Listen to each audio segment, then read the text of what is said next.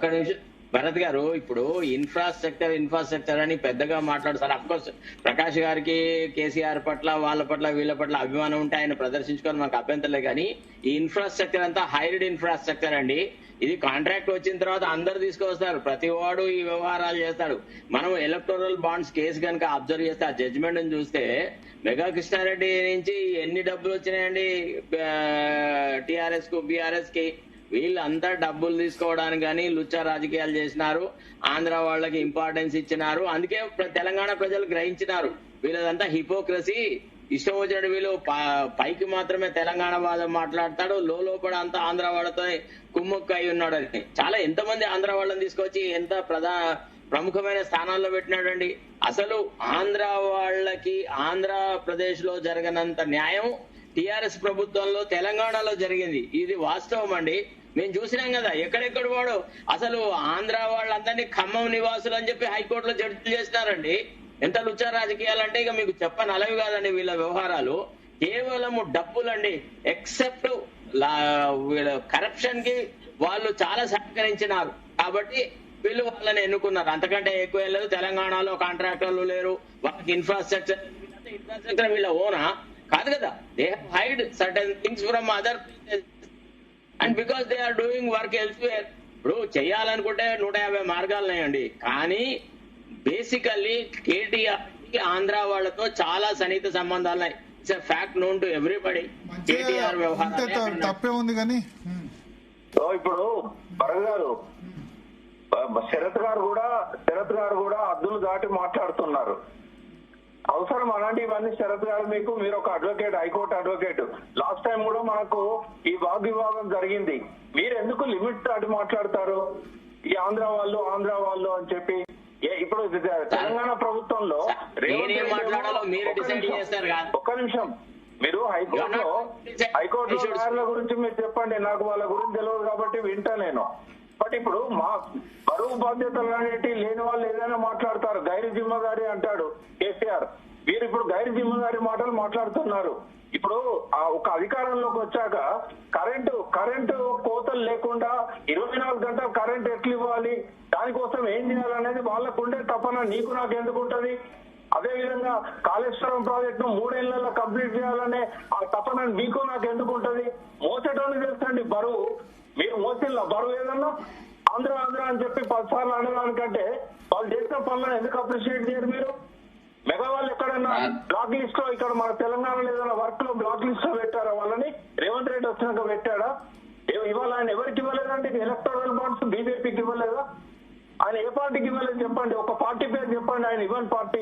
ఆయన దేశంలో అన్ని రాష్ట్రాలలో పనులు చేస్తున్నాడు.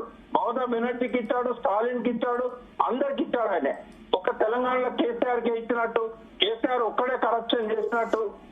కరప్షన్ 100 సార్లు అనేదానికంటే ఒక రిటైర్డ్ హైకోర్టులో రుజువు అవుతుంది కదా ఎక్కడ కరప్షన్ చేశారు కేసీఆర్.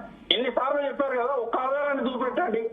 హైకోర్టులో ఏంటి అది? ఒక ఆధారం ఆర్టీఏ ద్వారా తీసుకొని కేసీఆర్ ఈ కరప్షన్ చేశాడు, ఆల్ టైమ్ మనీ అని చెప్పి ఏటీఎం కాళేశ్వరం అన్నారు కదా, ఆ కాళేశ్వరంలో ఏటీఎం లో ఎప్పుడు డ్రా చేశాడో ఆధారాలతో సహా బయట పెట్టండి.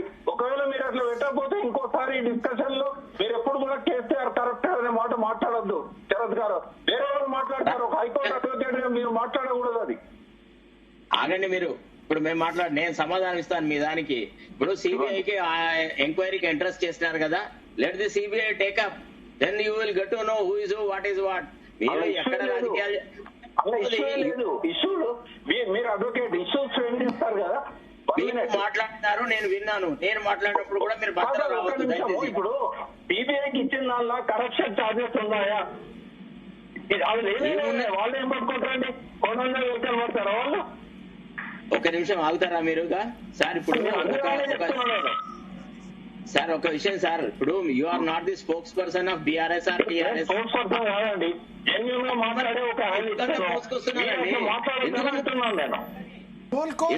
శరత్ గారు, విప్రకాష్ గారు ఇద్దరు మేధావులు. మీరు కూల్. రెండోది, ఈబీఐకి ఇచ్చిన దాంట్లో ఎట్లుంటదంటే criminal investigation. Prakash is also advocate కాబట్టి ఒకసారి ఒక ఏజెన్సీకి ఇన్వెస్టిగేషన్ అప్పగిస్తే ఇన్వెస్టిగేషన్ లో ఉండే different facets can be enquired into by the investigating agency. Let them stop the investigation. You will get to know what is what. లేకపోతే ఇన్ని డబ్బులు ఎట్లా వచ్చినాయి బీఆర్ఎస్ కి?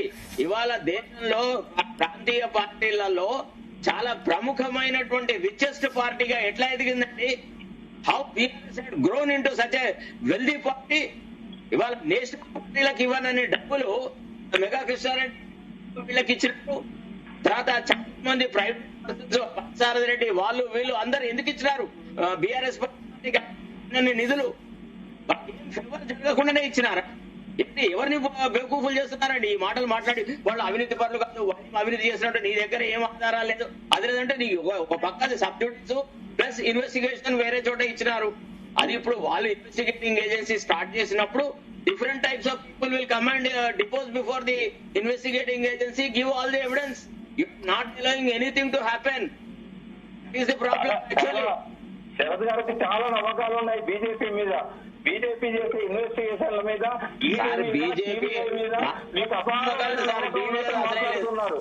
మీకు శరత్ గారు, నేను ఎక్కడికి పోయినా కూడా ప్రజలు మిమ్మల్ని అప్రిషియేట్ చేస్తున్నారు. మీరిద్దరు డిస్కషన్ లో చాలా నిజాయితీగా మాట్లాడతారు, అన్ని నిజాలే మాట్లాడతారు అని మన ఇద్దరిని అప్రిషియేట్ చేస్తున్నారు.